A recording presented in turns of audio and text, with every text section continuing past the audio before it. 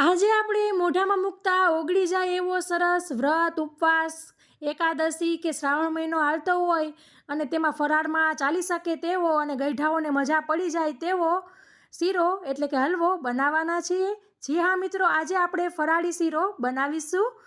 તો મિત્રો, જે લોકોએ ફરાળ કર્યો છે તે લોકોને તો બહુ જ ભાવવાનો છે, પણ જે લોકોએ ઉપવાસ કે ફરાળ નથી કર્યું અને તે લોકોએ જો આ શીરો ચાખી લીધો ને તો મારી ગેરંટી છે મિત્રો કે તે આ હલવો ખાવા માટે ખાસ ઉપવાસ વ્રત કરશે।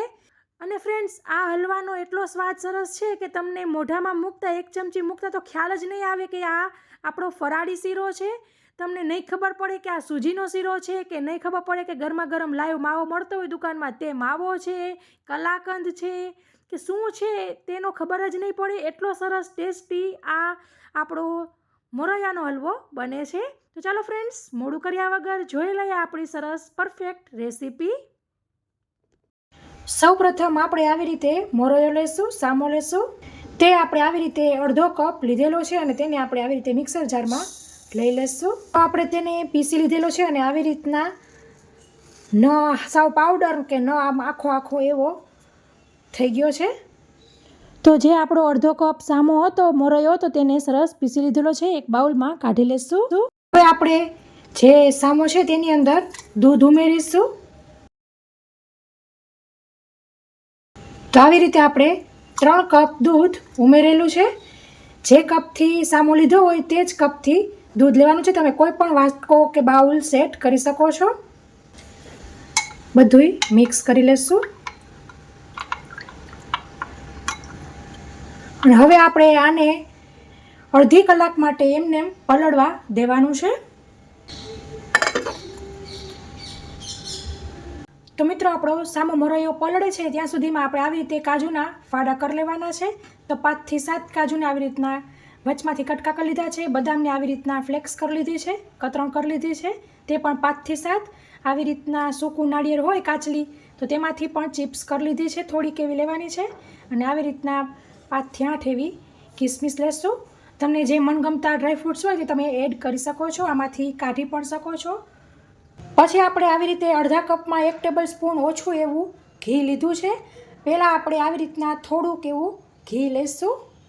ઘી આપણું ગરમ થાય એટલે તેની અંદર બધા ડ્રાયફ્રૂટ્સ ઉમેરી દેવા અને ગેસની ફ્લેમ એકદમ સ્લો રાખવાની છે। તો ફ્રેન્ડ્સ, તમે જોઈ શકો છો કિસમિસ ફૂલવા લાગી છે।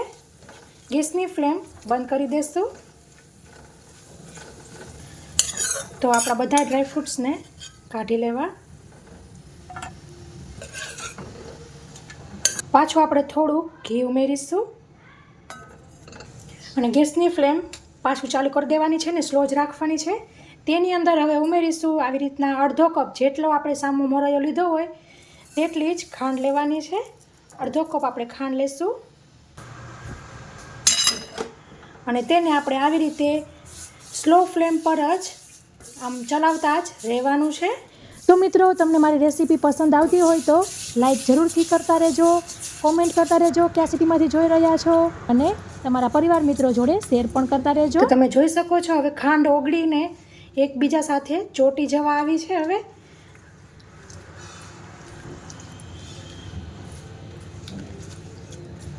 અને હવે ફટાફટ ઓગળવા માંડશે, કન્ટિન્યુ ફેરવતા રહેવાનું છે। તો તમે જોઈ શકો છો હવે ઓલમોસ્ટ આપણી ખાંડ ઓગળી ગઈ છે। કોક ખાંડ બાકી છે તે પણ ઓગળી જશે। આપણે સરસ કથ્થાઈ કલર આવે ત્યાં સુધી આવી રીતના કર્યા કરવાનું છે। પછી તમને જેવો કલર ગમતો હોય તે પ્રમાણે આધાર રાખે કે તમારે લાઇટ કરવી કે બ્રાઉન કરવી। તો એકદમ પૂરી રીતે સરસ ખાંડ આપણી બધી ઓગળી ગઈ છે। ગેસની ફ્લેમ કન્ટિન્યુ ધીમી જ રાખવાની છે, નહીં તો તમારી ખાંડ બળી જશે અને તમારે બળેલો સ્વાદ આવશે। તો સરસ કથ્થાઈ રંગ થઈ ગયો છે। અત્યારે આપણે ગેસની ફ્લેમ બંધ કરી દઈશું અને સાથે આપણે અડધી કલાક થઈ ગઈ છે।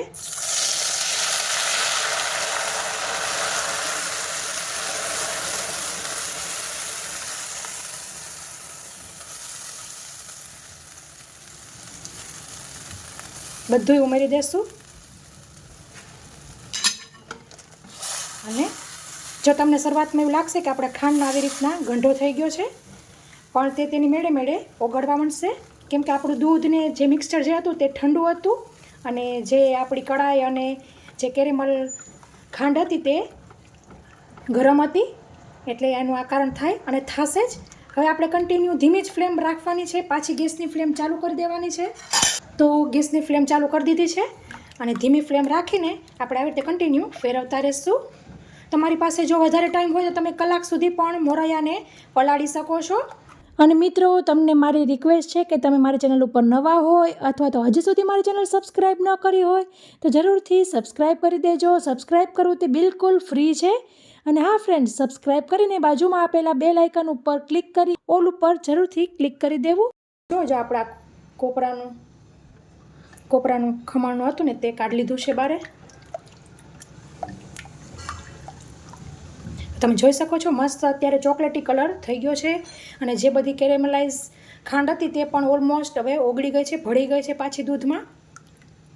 દૂધ આપણે ઠંડુ જ લીધેલું હતું. એકદમ આવી રીતના સાવ મિક્સ થઈ જાય ને પછી આપણે કન્ટિન્યુ હલાવવાની જરૂર નથી. અને પછી આપણે આવી રીતના તેને ઢાંકી દઈશું.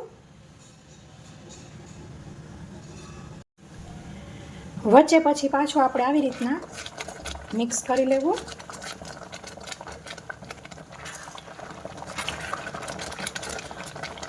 પાછું આપણે ઢાંકી દઈશું.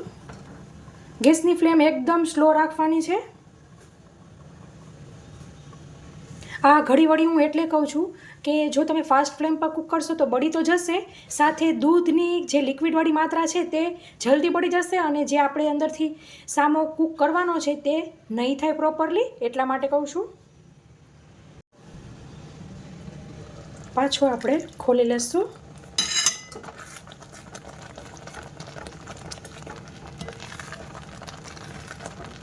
તમે જોઈ શકો છો ઘી સરસ છૂટું પડી ગયું છે.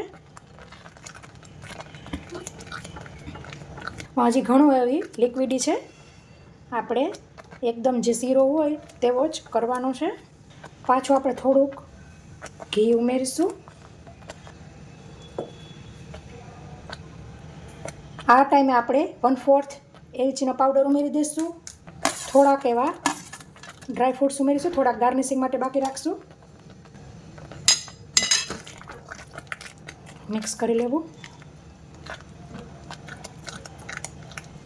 શીરો હોય અને ઘી ન હોય તો મજા ન આવે.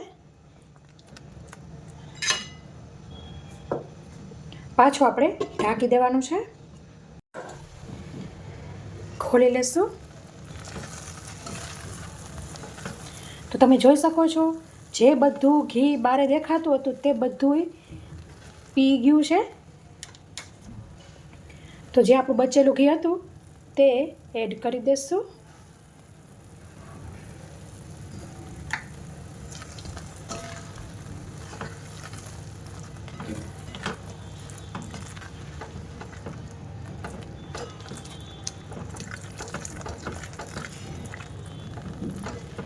ગેસની ફ્લેમ હવે બંધ કરી દઈશું. સરસ આપણો શીરો થઈ ગયો છે. સાવ ડ્રાય પણ નથી કરી નાખવાનો. તો હવે આપણે સર્વિંગ બાઉલમાં લઈ લઈશું.